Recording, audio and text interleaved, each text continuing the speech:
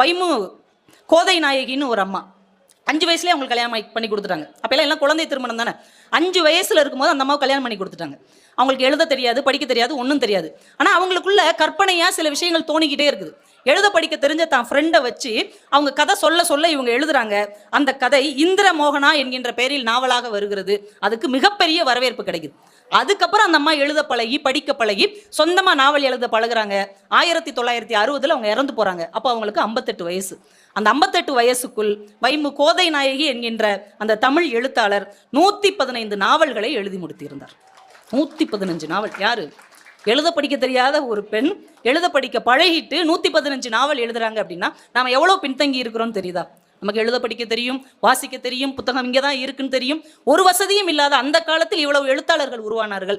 ஏன் இந்த காலத்தில் அவ்வளவு எழுத்தாளர்கள் உருவாக முடியவில்லை என்றால் நாம நம்ம நேரத்தை எங்கெங்கோ வீணாக செலவழித்து கொண்டு